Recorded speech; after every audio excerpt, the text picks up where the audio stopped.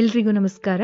ಅಭಿರುಚಿ ವೆಜ್ ಚಾನೆಲ್ಗೆ ಆತ್ಮೀಯ ಸ್ವಾಗತ. ಇವತ್ತಿನ ಈ ವಿಡಿಯೋದಲ್ಲಿ ಕೊತ್ತಂಬರಿ ಸೊಪ್ಪು ಚಟ್ನಿ ಮಾಡೋದು ಹೇಗೆ ಅನ್ನೋದನ್ನ ತೋರಿಸ್ಕೊಡ್ತಾ ಇದ್ದೀನಿ. ಇದನ್ನ ತಿಂಗಳಾನ್ಗಟ್ಲೆ ಇಟ್ಟರೂ ಕೂಡ ಹಾಳಾಗೋದಿಲ್ಲ. ದೋಸೆ, ಚಪಾತಿ, ಅನ್ನದ ಜೊತೆ ಕಲ್ಸ್ಕೊಂಡು ತಿನ್ನಕ್ಕೆ ತುಂಬಾನೇ ಚೆನ್ನಾಗಿರುತ್ತೆ.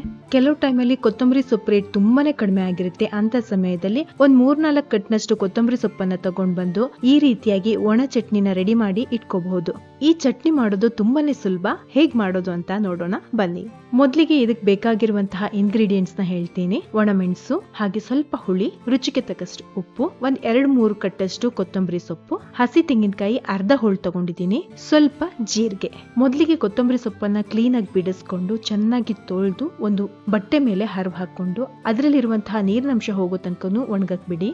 ಇಲ್ಲಿ ಅರ್ಧ ತೆಂಗಿನಕಾಯಿನ ತಗೊಂಡಿದ್ದೀನಿ ಅಂತ ಹೇಳಿದೀನಲ್ಲ, ಇದನ್ನ ನಾನು ಹುರ್ಕೊಳ್ತಾ ಇದ್ದೀನಿ. ಇದು ಕೆಂಪಗಾಗೋ ತನಕ ಹುರ್ಕೋಬೇಕು.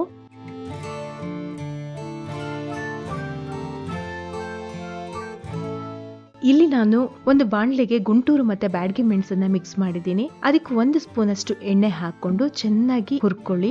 ಸ್ವಲ್ಪ ಕಂದು ಬಣ್ಣಕ್ಕೆ ತಿರುಗಿದ್ಮೇಲೆ ಅದನ್ನ ಎತ್ತಿಟ್ಕೊಳ್ಳಿ.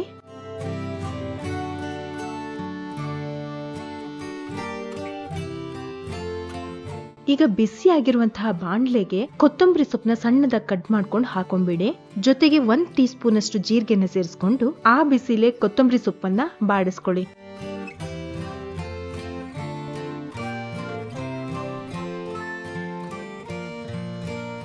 ಈಗ ಒಂದು ಮಿಕ್ಸಿ ಜಾರ್ಗೆ ಹುರ್ಕೊಂಡಿರುವಂತಹ ಒಣಮೆಣಸು, 1 ಉಂಡೆ ಗಾತ್ರದಷ್ಟು ಹುಣಸೆ ಹಣ್ಣು, ಹಾಗೆ ರುಚಿಗೆ ತಕ್ಕಷ್ಟು ಉಪ್ಪನ್ನ ಹಾಕೊಂಡು ಹುರಿದಿಟ್ಕೊಂಡಿರುವಂತಹ ತೆಂಗಿನಕಾಯಿನ ಸೇರಿಸಿ ಗ್ರೈಂಡ್ ಮಾಡ್ಕೊಳ್ಳಿ. ಇದು ಸ್ವಲ್ಪ ಪುಡಿ ಪುಡಿ ಆದ್ಮೇಲೆ ಅದನ್ನ ತೆಗೆದು ಬಾಣಲೆಯಲ್ಲಿ ಹಾಕೊಂಡಿದ್ದೀನಿ.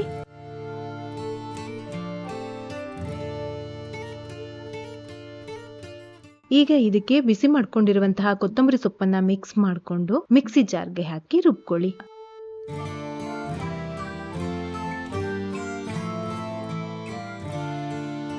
ಸ್ವಲ್ಪನೇ ಹಾಕಿ ಮಿಕ್ಸ್ ಮಾಡ್ತಾ ಇದ್ದೀನಿ. ನಾನಿಲ್ಲಿ ಸಣ್ಣ ಮಿಕ್ಸಿ ಯೂಸ್ ಮಾಡ್ತಿರೋದ್ರಿಂದ. ಅದಾದ್ಮೇಲೆ ಚೆನ್ನಾಗಿ ಕೈಯಲ್ಲಿ ಕಲ್ಸಿ ಉಂಡೆ ರೀತಿ ಮಾಡ್ಕೊಂಡು ಇಟ್ಕೊಂಡ್ರೆ ನಿಮ್ಗೆ ಕೊತ್ತಂಬರಿ ಸೊಪ್ಪು ಚಟ್ನಿ ರೆಡಿ ಆಯ್ತು. ಮಿಕ್ಸಿ ಜಾರ್ಗೆ ಹಾಕಿ ರುಬ್ಕೋಬೇಕಾದ್ರೆ ಯಾವುದೇ ಕಾರಣಕ್ಕೂ ನೀರನ್ನ ಹಾಕಕ್ ಹೋಗ್ಬೇಡಿ. ನೀರನ್ನ ಹಾಕದೇ ಇದ್ರೇನೆ ಅದು ತಿಂಗಳಾನ್ಗಟ್ಲೆ ಇಡಕ್ಕೆ ಆಗತ್ತೆ. ಆಮೇಲೆ ಇದಕ್ಕೆ ಯಾವುದೇ ರೀತಿ ಒಗ್ಗರಣೆ ಕೂಡ ಕೊಡೋ ಅವಶ್ಯಕತೆ ಇಲ್ಲ. ಹೀಗೇನೆ ಇದು ತುಂಬಾನೇ ರುಚಿಯಾಗಿರುತ್ತೆ.